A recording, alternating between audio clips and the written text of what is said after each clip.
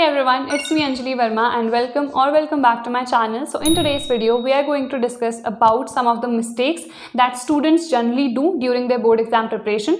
There were some of the mistakes जो मैंने खुद से करी थी and कैसे तुम्हें वो avoid करनी है वो भी तुम लोग को बताऊंगी. And कुछ ऐसी जनरल मिस्टेक्स होती हैं जो सारे ही स्टूडेंट्स करते हैं and कुछ ऐसी मिस्टेक्स होती हैं जो कुछ ही स्टूडेंट्स करते हैं. उन सब के बारे में हम आज की इस वीडियो में डिस्कस करने वाले हैं.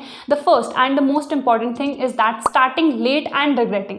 हम क्या करते हैं ना, कई सारे ऐसे स्टूडेंट्स होंगे जिन्होंने अभी तक स्टार्ट ही नहीं करा होगा और स्टार्ट जैसे ही वो कर रहे होंगे सबसे पहली चीज़ जो उनके दिमाग में आएगी वो ये होगी कि हमने पहले क्यों नहीं स्टार्ट किया. वो ये नहीं सोचेंगे कि यार अब मैं स्टार्ट कर रहा हूँ तो अब मैं अपना 100% दूंगा. वो ये सोचेंगे कि पहले क्यों नहीं स्टार्ट किया. ये मेरे साथ भी होता था. अगर मैं लेट स्टार्ट करती थी तो मैं ये नहीं सोचती थी कि यार बस अब 100% दूंगी. मैं ये सोचती थी कि यार पहले क्यों नहीं पढ़ा होगा, पहले से अगर मैं करती तो अभी तक इतना सिलेबस हो चुका होता. ये सारी चीज़ें, तो ये चीज़ तुम्हें नहीं करनी है. तुम जब ही से भी स्टार्ट कर रहे हो ना, जस्ट थिंक कि कोई बात नहीं, पहले अब तुम पास में जाके तो कुछ चेंज नहीं कर सकते हो ना, तो बस ये सोचो कि अब से मैं जो भी करूंगा अब मैं अच्छे से अपना 100% देने वाला हूं एंड अब से आई विल मेक श्योर कि कोई भी ऐसा टॉपिक ना हो जो मैं छोड़ूं, बट अपना 100% मैं दूंगा. तो ये सबसे ज़्यादा इंपॉर्टेंट चीज़ है. एंड ऐसा भी नहीं है कि बहुत ज़्यादा लेट स्टार्ट करना है. ऐसा नहीं है कि 1-2 महीने पहले ही पढ़ाई स्टार्ट कर रहे हैं एंड सोच रहे हैं कि यार 90+, 95+ आराम से ले आएंगे. नहीं, अभी से तुम लोग को अपनी प्रिपरेशन स्टार्ट कर दी है. कई ऐसे स्टूडेंट्स होंगे जिन्होंने ऑलरेडी मार्च से अपनी प्रिपरेशन स्टार्ट कर दी होगी एंड हम लोग कई बार कंपेयर भी करने लग जाते हैं, उसने तो तब से स्टार्ट कर दिया, उसने इतना पढ़ लिया होगा, क्या मैं कैचअप कर पाऊंगी या फिर नहीं.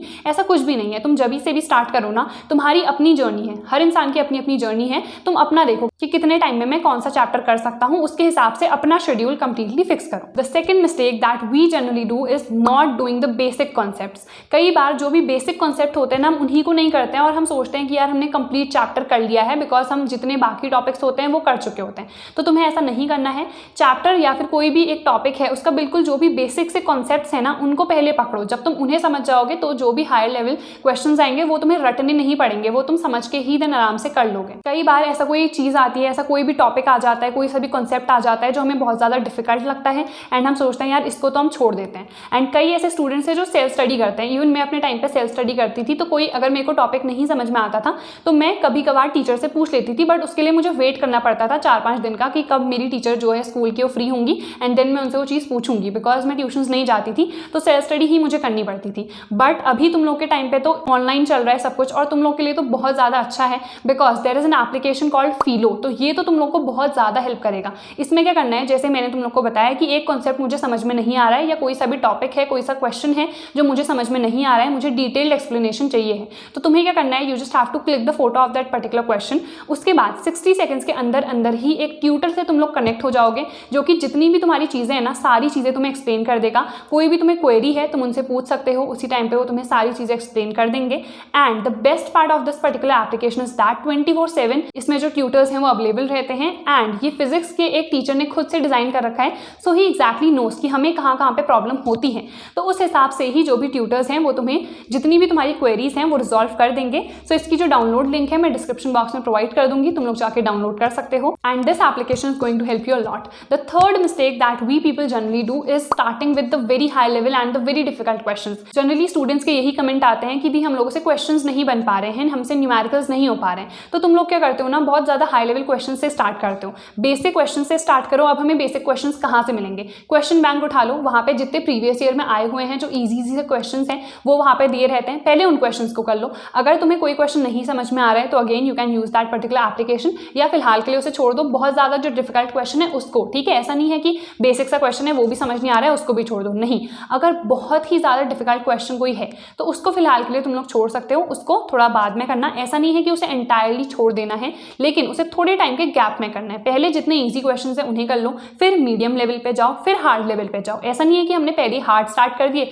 फिर हम मीडियम पे जा रहे हैं फिर हम ईजी पे जा रहे हैं. बिकॉज कई बार तो ये हेल्प करता है, बट अगर तुम्हें बेसिक से क्वेश्चन ही नहीं आ रहे हैं तो तुम कैसे हाई लेवल वाले कर लोगे, ठीक है. तो इसीलिए मैं बता रही हूँ कि पहले बेसिक से स्टार्ट करना, उसके बाद you can move on to the higher level questions as well. Then another mistake that we people generally do is make a time table and फिर हम उसे फॉलो तो कर नहीं पाते हैं, फिर हम रिग्रेट करते हैं, यार मैंने तो ये टाइम टेबल बनाया था कि मुझे 4 से 5 ये करना है, 5 से 6 ये करना है, 6 से 6:15 का ब्रेक लेना है, बट मैं तो इसे फॉलो ही नहीं कर पा रही हूँ और दूसरे स्टूडेंट ने भी बनाया था वो तो फॉलो कर पा रहे हैं. तो हम लोग क्या करते हैं ना, कंपेयर करने लग जाते हैं या फिर हम सोचते हैं कि यार हमने इतना टाइम टेबल बनाया था, हम मल्टीटास्क करना चाह रहे थे, 5 टॉपिक या फिर 5 चैप्टर हम करना चाह रहे थे एक दिन में, वो तो हो नहीं पाए, 5 सब्जेक्ट्स नहीं हो पाए. तो ऐसा नहीं करना है, तुम्हें इतना ज़्यादा मल्टीटास्क भी नहीं करना है कि तुम सोच रहे हो कि यार 5 सब्जेक्ट्स में एक ही दिन में निपटा लूंगी, नहीं ऐसा नहीं करना है। तुम लोग टू डू लिस्ट अपनी बना सकते हो। टाइम टेबल से ज़्यादा मैं टू डू लिस्ट ही प्रेफर करती हूँ, because time tables I believe कि उतना ज़्यादा फॉलो नहीं होता है। तो तुम लोग अपनी टू डू लिस्ट बना सकते हो कि मैंने आज डिसाइड कर लिया कि मुझे मैथ्स और फिजिक्स करनी है।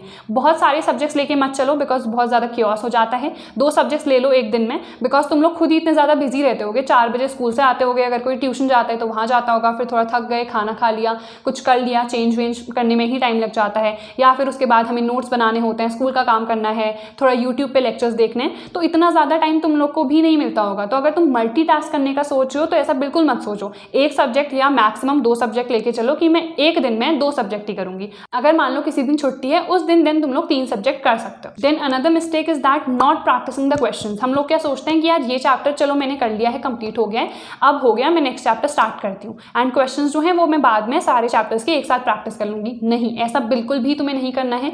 जैसे ही एक पर्टिकुलर चैप्टर तुम्हारा खत्म हुआ है, उसके जस्ट बाद तुम लोग को क्वेश्चंस उसी पर्टिकुलर चैप्टर के प्रैक्टिस करने हैं।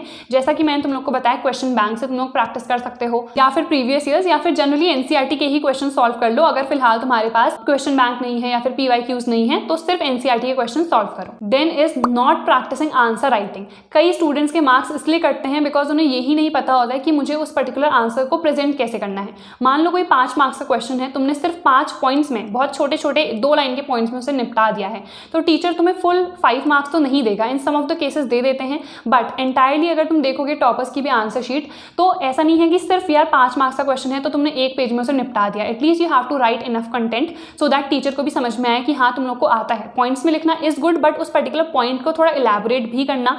एंड मैं अपनी आंसर शीट वगैरह सब प्रेजेंट कर दूंगी, एंड जो भी टॉपर्स की आंसर शीट होती है कि एग्जैक्टली हमें किस तरह से आंसर लिखने हैं। तो जब भी तुम लोग प्रिपरेशन कर रहे हो ना, तो उसी टाइम पे आंसर राइटिंग की भी प्रिपरेशन करो कि कैसे मुझे एग्जाम में जाके आंसर्स लिख के आने हैं। जनरली मैं क्या करती थी, अपने आप को खुद ही टेस्ट दे देती थी, खुद से आंसर्स लिखती थी, देन उसे चेक करती थी कि यार ये सही से लिखा हुआ है या नहीं, क्वेश्चन बैंक में कैसे लिखा है, प्रीवियस ईयर में कैसा लिखा हुआ है। तो ये सारी चीज़ें ना तुम्हें खुद ही एनालाइज करनी पड़ेंगी अगर तुम सेल्फ स्टडी कर रहे हो। अगर तुम लोग कोचिंग इंस्टीट्यूट्स वगैरह में जाते हो तो वहाँ तो टीचर्स खुद ही बता देते हैं कि यार ये लाइन ऐसी नहीं लिखनी है, ऐसे लिखनी चाहिए। तो ये सारी चीज़ें खुद से करो अगर तुम सेल्फ स्टडी कर रहे हो तो। Then is not making notes. There are so many of the students जो नोट्स बनाते ही नहीं है। नोट्स बहुत ज़्यादा हेल्प करता है यार। मैं क्लास 10 तक नोट्स बिल्कुल नहीं बनाती थी, and I actually regret it. मैं अभी भी ये सोचती हूँ कि यार मेरे 90 मार्क्स आए थे साइंस में, वो इंक्रीज हो सकते थे अगर मैंने नोट्स बनाए होते तो। मैंने क्लास 10th में साइंस में बिल्कुल नोट्स नहीं बनाए थे, and I actually wanted to score very good marks in my science, but science में मेरे सबसे कम मार्क्स थे। भले ही उसके बाद मैंने साइंस ही ली एंड देन मेरी परसेंटेज इंक्रीज हो गई थी, बट स्टिल मैंने उस टाइम पे नोट्स नहीं बनाए थे, तो मुझे वो सारी चीज़ भुगतनी पड़ी।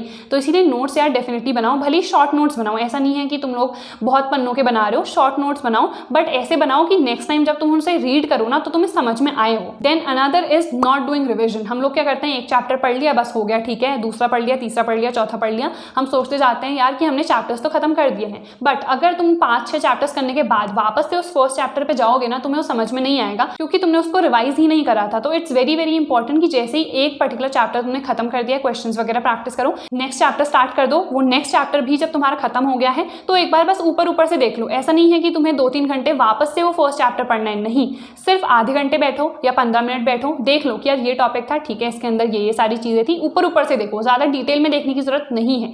जैसे मान लो सोल्यूशन चैप्टर है, तो सोल्यूशंस में क्या क्या चीज़ें हैं हमारी, जैसे मास परसेंट हो गया, वॉल्यूम परसेंट हो गया, मोलारिटी क्या होती है, मोलालिटी क्या होती है, एंड हेनरीज लॉ क्या है, रॉल्स लॉ क्या है, ये सब बस मैंने ऊपर से देख लिया, हो गया, ठीक है तुम्हारा रिविजन। बस 15 मिनट या फिर 30 मिनट का रिविजन करो, खत्म। ऐसा नहीं है कि तुम लोग को 1 ही घंटा या 2 घंटे रिविजन को देने, नहीं, बस ऐसा है कि बीच बीच में अगर तुम चीज़ें रिवाइज करते जाओगे ना तो लॉन्ग रन में तुम उसे भूलोगे नहीं। So these were some of the mistakes जो मैंने भी इनमें से बहुत सारी मिस्टेक्स करी हुई थी, इसीलिए मैं तुम लोगों से कह रही हूँ कि मत करना।